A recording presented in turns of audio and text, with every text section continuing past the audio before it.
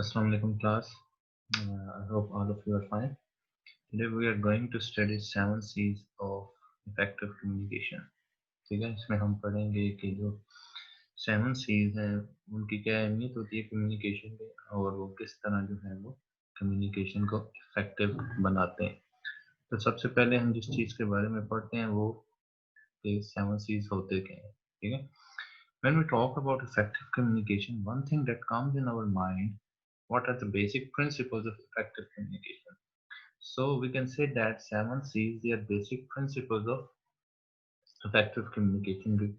Communication को effective बनाने के लिए हमें इन 7 C's की जरूरत पड़ेगी. These principles tells us your message can become effective for your target group. और अगर ये प्रिंसिपल्स आपकी कम्युनिकेशन में होंगी तो आपका जो मैसेज है वो टारगेट ग्रुप के लिए effective हो सकता है. These principles also tell us about style and importance of the message. These principles commonly known as 7 C's of effective communication. So these are the 7 C's. Number 1 is completeness.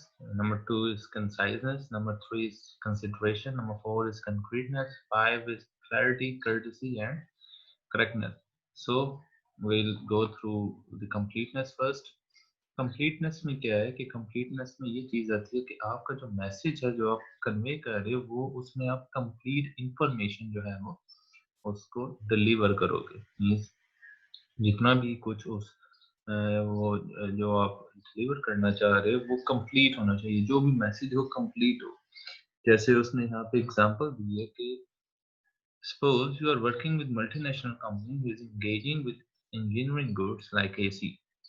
Now let's say one of your major customer wants some technical information regarding thermostat because he wants to convey the same to the end users. In this case, you have to provide him complete information in a short span of time. यहाँ पे कह रहा है कि अगर आप एक multinational company में काम कर रहे हो और वैसी कंपनी जो इंजीनियरिंग गुड्स बनाती है और आपका एक रेगुलर कस्टमर है जो आपसे एसी खरीद रहा है लेकिन वो थर्मोस्टेट के बारे में आपसे क्वेश्चन पूछ रहा है ताकि वो आगे यूजर्स को बता सके. तो आपका क्या काम है, आप उसको कंप्लीट इंफॉर्मेशन दोगे थर्मोस्टेट के बारे में in a short span of time. और उसके अलावा अपने उससे रिलेशंस अच्छे रखने के लिए, बिजनेस रिलेशंस को मेंटेन करने के लिए आप क्या करोगे, you'll be providing some extra information as well about the thermostat ताकि आपकी जो जो उस कंपनी के साथ रेपुटेशन है वो और अच्छी हो जाए. अब इंफॉर्मेशन कंप्लीट कैसे होगी, कैसे आपको पता चलेगा कि आपकी इंफॉर्मेशन कंप्लीट है. Your information is complete when you give answers to these 5 W's. और ये 5 W's क्या है, who, what, when, where and why. ठीक है, अगर आप इन 5 क्वेश्चन ये अपने अपने से ही आप जब कम्युनिकेशन कर रहे हो, मतलब कम्युनिकेशन जब आप कर रहे होते हो तो ये क्वेश्चंस खुद से ही आप इनके आंसर्स में एक सीक्वेंस में कि आप कौन हो. ठीक है, what you want, when you need it, where you need it and why you need it. और वेयर यू नीड इट मतलब कि आप कौन हो, आपको क्या चीज चाहिए, आपको ये चीज कब चाहिए, कहाँ पे चाहिए और क्यों चाहिए. ठीक है, इनका जब आप आंसर दे देते हो तो आपकी जो इंफॉर्मेशन होती है वो कंप्लीट हो जाती है. The 5 question method is useful when you write request, announcement or even or other informative messages. For instance, to order, अगर आप order करना चाह रहे हो तो आपको इन चीजों का आंसर देना पड़ेगा. Means what you want, when you need it and where it is to be sent. तो इसलिए ये 5 W जो है ये आपकी मीन्स इम्पोर्टेंट होते हैं in order to complete. आपको पता चले कि आपका जो इंफॉर्मेशन है वो कंप्लीट है या नहीं.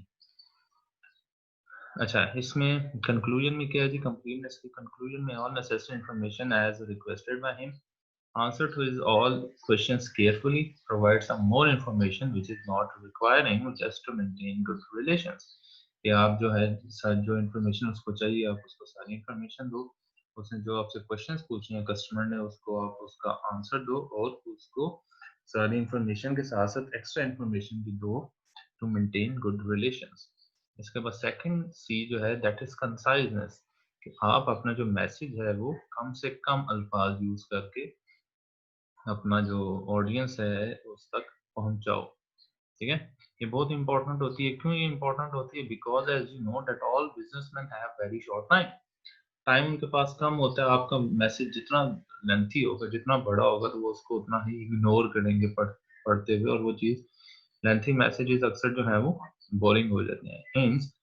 Hence, a concise message saves time and expense for both the parties। और इसलिए क्या है, अगर आपका मैसेज कंसाइज होगा तो उससे टाइम और एक्सपेंस बच जाता है दोनों पार्टीज का। अब क्वेश्चन आता है how to achieve the conciseness. हम इस कंसाइजनेस को कैसे अचीव करें? Number one, avoid wordy expression. कि आप जो है वो वर्डी एक्सप्रेशंस को अवॉइड करेंगे। Include only relevant material. जो रेलिवेंट मटेरियल होगा अकॉर्डिंगली जिस चीज की आप बात कर रहे हो उससे रेलिवेंट ही मटेरियल आप दोगे। Avoid unnecessary repetition. और जो रेपिटेशन आप अननेसेसरी कर रहे हो उसको अवॉइड करोगे। अच्छा, इसको हम आगे फर्दर पढ़ते हैं कि how to avoid wordy expressions. अब जैसे ये है ना, एट दिस टाइम, 3 वर्ड्स है ना, तो इसकी जगह हम नाउ यूज कर सकते हैं। ठीक है, in this way we can avoid wordy expressions. Means replacing the words with a single word. जिस तरह हम वन वर्ड सब्स्टिट्यूशन होता है, it's the same.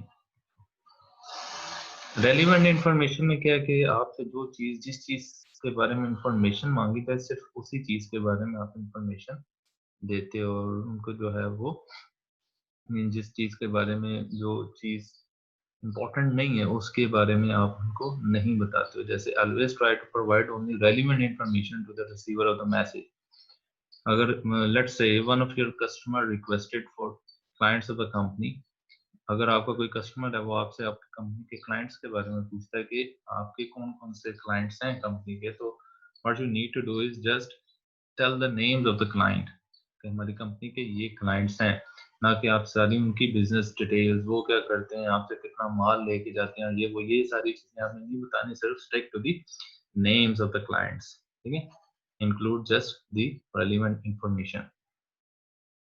Stick to the purpose of the message. Delete irrelevant words. Avoid long introduction, unnecessary explanations, and get to the important point concisely.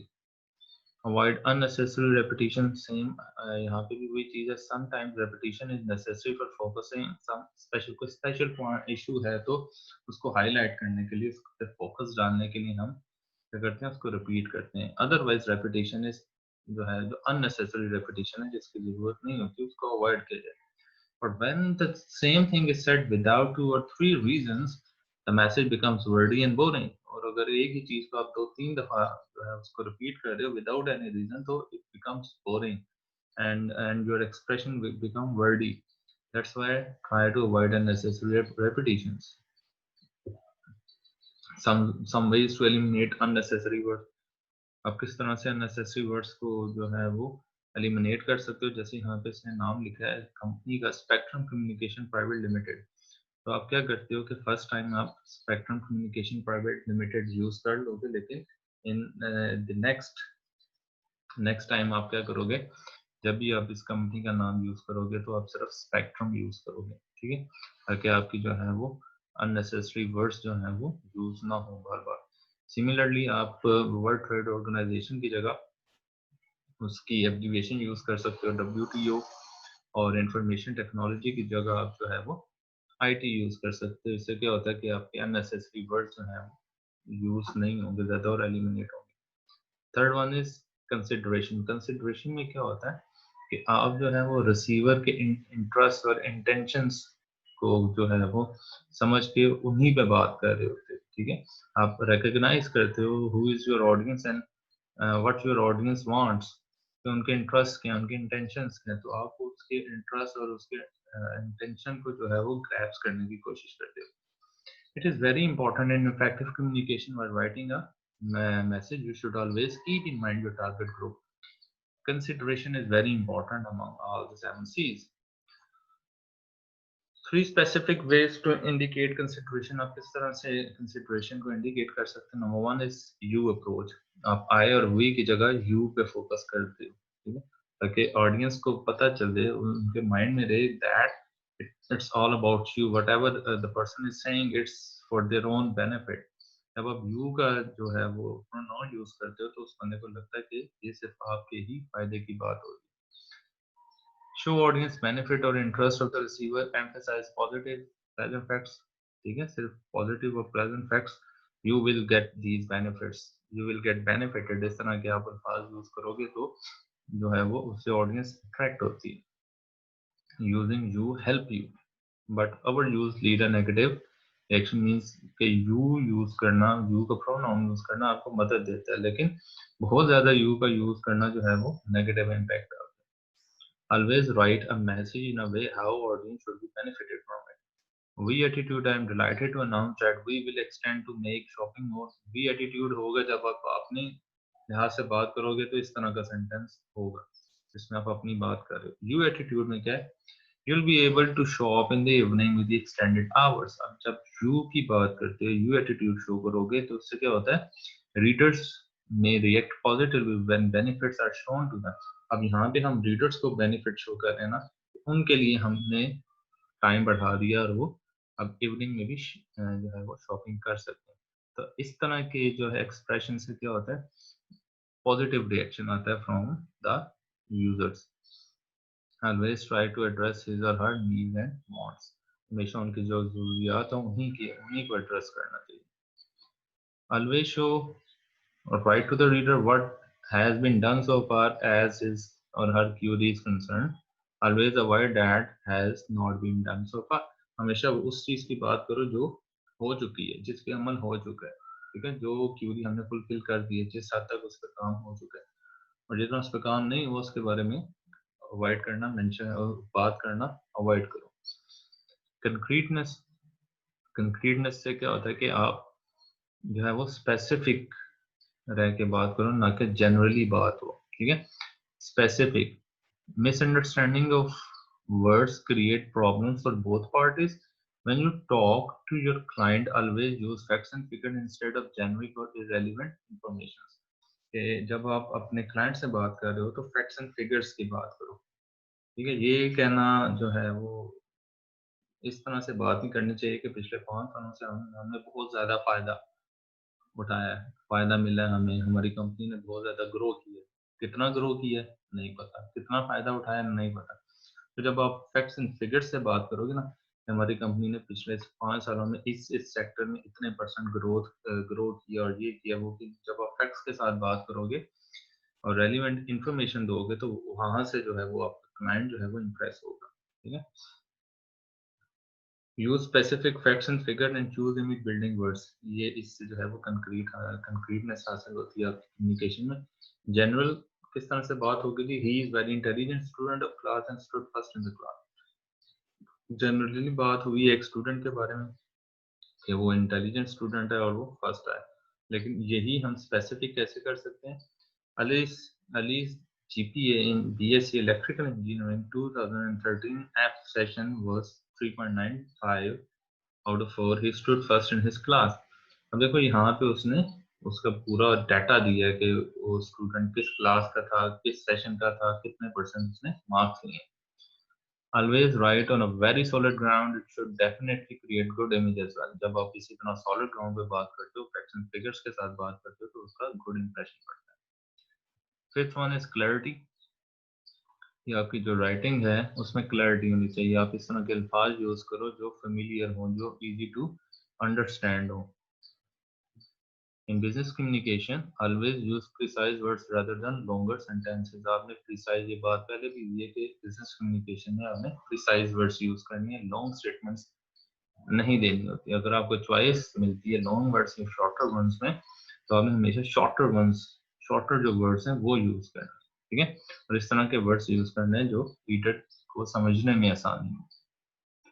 जिस तरह ये इसमें examples दी हैं, जैसे फेमिलियर वर्ड्स यूज करने हैं इसमें से, जैसे आफ्टर है, होम है, फॉर एग्जांपल है, पे है, इनवॉइस है। तो आफ्टर की जगह आफ्टर और सब्सीक्वेंट में आपको चॉइस दी जाए तो आपने फेमिलियर वर्ड यूज करना है आफ्टर।